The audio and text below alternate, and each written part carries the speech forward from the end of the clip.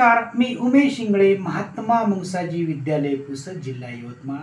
माझ्या नवोपक्रमाचा शीर्षक आहे मिशन NTS स्पर्धात्मक परीक्षा यशस्वीतेचा मार्ग. माझा हा उपक्रम मी 2020-21 ला राबवत आहे. लॉकडाऊन असल्यामुळे मी माझ्या घरीच NTS ची रूम निर्माण केलेली आणि या रूमच्या माध्यमातून मी विद्यार्थ्यांना झूम ॲपद्वारे ऑनलाईन मार्गदर्शन करत आहे. उद्देश एवढाच की मागील 5 वर्षामध्ये यवतमाळ जिल्ह्याचा जो NTS चा रिझल्ट आहे तो 0% आहे, तो वाढावा आणि या माध्यमातून या NTS च्या मार्गदर्शनाच्या माध्यमातून विद्यार्थ्यांची स्पर्धा परीक्षेची तयारी व्हावी, त्यांना स्पर्धा परीक्षेमध्ये आवड निर्माण व्हावी, हा या मागचा उद्देश आहे. Hello friend, this is the NTS class. I have created this class for those students who appear in 10th class and who is interested to face the NTS exam. Every type of the question that asked in last 5 years is in that room, and depend upon that question I have created the question bank. Through this room, I shall teach some tricks how to solve any question within a second. Firstly, and after that, I shall take every week online exam for the practice. How will be teaching? Let us to see. Suppose this is the arithmetic reasoning question. In a chess tournament, each of the 6 players will play every other player exactly how many matches will be played during the tournament. Students solve in this way. Matches of the first player with 5 other players, matches of the second with 4 players, in this way, and they calculate correct answer 15. It doesn't matter how to solve and got the answer, but the time is important. You solve any question within a second. That's the key how to success. Instead of this method, you use simply formula n minus 1 divided by 2. How many person? 6%. How many person? 6%. 6%. 6 minus 1 divided by 2. 2 3s are 6. 3 multiplied by 6 minus 1, 5. 3 5s are 15. That's the answer. Same answer. Means in this technique we solve the question within a second. Suppose this is the triangle. This is non-verbal question, no doubt. How many triangles are there in the given diagram? 4 same triangles are given. 1 2 3 4. This is the vertex and this is the base, and 2 lines draw perpendicular. Choose one part of that diagram. This is the one part of that diagram's angle. This is vertex and this is base, and 2 lines draw perpendicular. Simply write 1 2 3 and add it. 1 2 3 6. How many triangles? 1 2 3 4 multiplied by 4, 24. 24 is the answer. Suppose this is square. How many square in the given diagram? First to see how many boxes on the column. 1 2 3 4 5. How many boxes in the row? 1 2 3 4 5. This is 5 by 5. Simply this is the 5 by 5.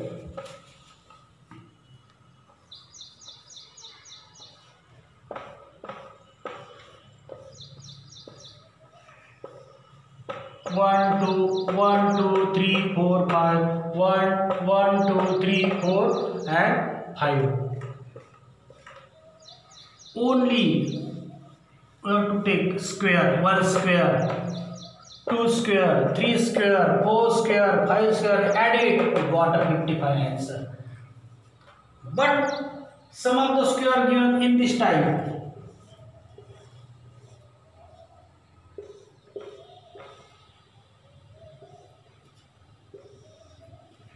So this is 1, 2, 3, 1, 2, 3, 4, 5. 5 by 3. How to solve? This can learn in that class. So this is a triangle. Another type of triangle. And question asks, how many triangles are there in the given diagram? Simply 1, 2, 3, 4, 5. This answer is 5. Suppose such a type of the diagram given and ask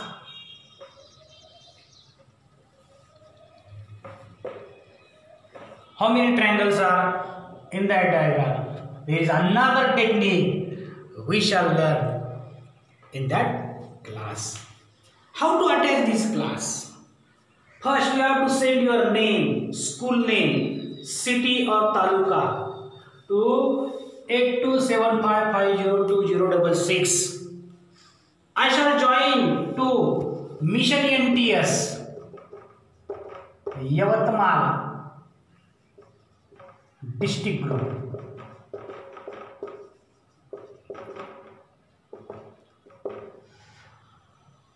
Remember that this class is online class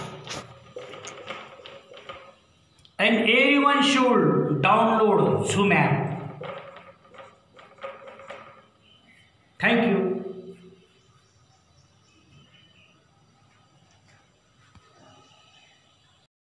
विद्यार्थी मित्रांनो बघा सिल्लोचं म्हणजे तर्क अनुमान आपल्याला विधान दिलेलं असते त्याच्यावर आधारित निष्कर्ष दिलेले आहेत परंतु आपल्याला यापैकी कोणता निष्कर्ष याला अचूक लागतो या विधानाला हे शोधायचं आहे तर पाहता क्षणी आपण असं सांगता येणार नाही त्यासाठी काही ट्रिक्स सांगतोय जसं तुम्हाला मी एनटीएस साठी हे सगळं करताय तसं हे तुम्हाला जेव्हा तुम्ही स्पर्धा परीक्षा फेस करसाल स्पर्धा परीक्षा देसाल तेव्हा बौद्धिक क्षमतेचा जो पेपर असतो बुद्धिमत्ता क्षमता चाचणी त्याच्यामध्ये हे सर्व असते ह्या ट्रिक्स त्या तुम्हाला त्या ठिकाणी उपयोग येणार आहे माझ्या नवक्रमातूनच तुम्हाला काय सांगत आहे की आपल्याला एनटीएस कडून आपल्याला स्पर्धा परीक्षेकडे जायचं आहे आपला यूपीएससी एमपीएससीचा टक्का वाढवायचा आहे तर विदिन अ सेकंड आपल्याला हे गोष्टी सोडवता येईल काही पोपट हे कावळे आहे सर्व कावळे हे मोर आहे विधान दिलेले आहे बघा आता सर्व म्हटलं की हा सर्कल लक्षात ठेवायची हे दोन सर्व म्हटलं की आतमध्ये भाग आता सर्व कावळे हे मोर आहे म्हणजे कावळे हा भाग मोठा आहे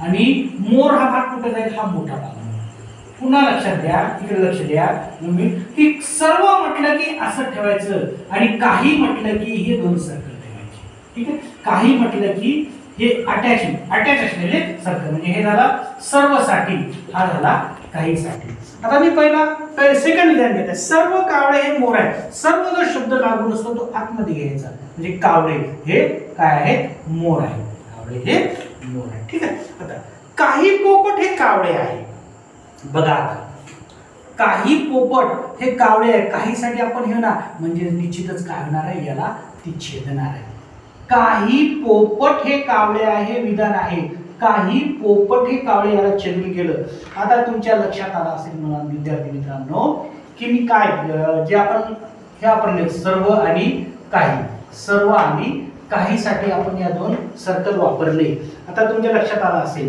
की काही पोपट हे कावळे म्हणजे याला छेदून गेला काही पोपट हे कावळे म्हणजे बघा आता याला पण छेदला हा सर्कल याला पण छेदला म्हणजे काही पोपट हे मोर आहे काही मोर हे पोपट आहे काही कावळे हे पोपट आहेत कळलं तर आपण याला विधान सर्व मोर हे पोपट आहे शक्य आहे का सर्व मोर कधी आलं असतं सर्व मोर हे असं सर्कल असतं तर हे पोपट आहे पण ही सिच्युएशन नाही आहे काही मोर हे कावळे होतात सर्व कावळे मोर होतात पण सर्व मोर हे कावळे होत नाही हे लक्षात ठेवायचं सर्व मोर हे कावळे होत नाही पण काही मोर हे कावळे होतात हे विधान लक्षात ठेवायचं काही कावळे हे मोर आहे हे सॉरी संपूर्ण कावळे हे मोर आहे हे स्टेटमेंट बरोबर आहे बरोबर आपण या अशा डायरेक्शनने गेलो आणि उलट्या डायरेक्शनने आलं तर सर्व मोर हे कावळे होणार नाही काही मोर हे कावळे होतील हे लक्षात ठेवायचं ठीक आहे सर्व मोर हे पोपट आहेत सर्व मोर हे पोपट नाही कारण असा छेदलेला आहे म्हणजे काही आलेला म्हणजे विधान चूक आहे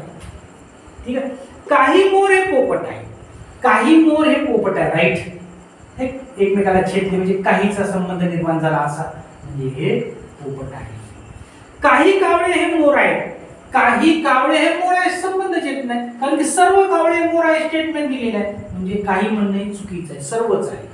आणि सर्व पोपट हे मोर आहे, सर्व पोपट हे मोर असूच शकत नाही, कारण की फक्त अशा सर्कल मध्ये आलेला आहे. सर्व या सर्कल मध्ये आला नाही तो असा पोपट, सर्व पोपट हे मोर आहे अशी सिच्युएशन आलेली नाही आहे. त्याच्यामुळे हे देखील विधान चूक आहे. म्हणजे विधान कोणतं येणार आपल्या बरोबर बी. लक्षात ठेवायचं. पुन्हा एकदा समजून सांगतो मी की सर्वसाठी असं वापरायचं, म्हणजे समजा एक गोष्ट आहे सर्व ए हे बी आहे, परंतु सर्व बी हे ए होणार नाही, पण काही बी हे ए होतील, हे लक्षात ठेवायचं. आणि असं जर असेल काही सी हे डी आहे, काही डी हे सी आहे, याला अटॅच झालं तर काही ए हे सी आहे, काही बी हे सी आहे, काही सी हे ए आहे, काही सी हे बी आहे, परंतु या डायरेक्शन सर्व होईल, पण रिव्हर्स डायरेक्शन मात्र काही होईल. अशा प्रकारे आपल्याला सिलोजम आणि याच्यासाठी तुम्ही माझ्या एनटीएस मिशन एनटीएस अधिक शिकायचं असेल तुम्हाला तर mission NTS by Umesh Ingale, by Umesh B Ingale, तुम्ही जर असं जर टाकलं तर तुम्हाला जे काही एनटीएसच्या गोष्टी मी तुम्हाला बुद्धिमत्ते मॅथच्या संदर्भामध्ये शिकवले ते सर्व त्याच्यामध्ये तुम्ही पाहू शकता, कुठलाही प्रश्न. ओके, बघा आपण बघत आहोत आजचा टॉपिक डायस.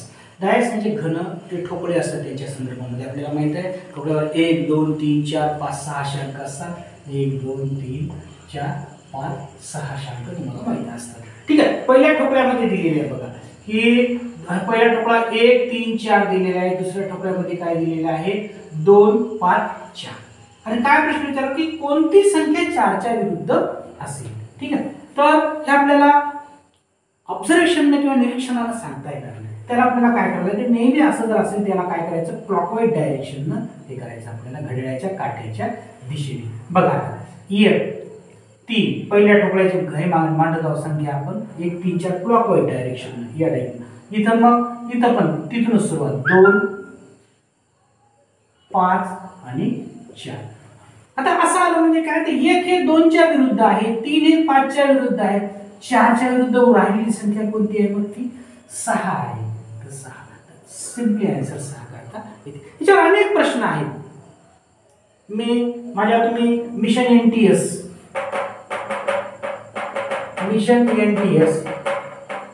बाय उमेश इंगळे एवढं जरी तुम्ही टाकलं तर माझ्या YouTube चॅनलवर तुम्हाला या सर्व गोष्टी दिसतील, वेगवेगळ्या प्रकारची तुम्हाला उदाहरणे दिसतील. ठीक आहे, विद्यार्थ्यांना ग्रुपमध्ये सहभागी करून घेण्यासाठी मी वर्तमानपत्राचा आणि व्हॉट्सअप ग्रुपचा या ठिकाणी मी उपयोग केला.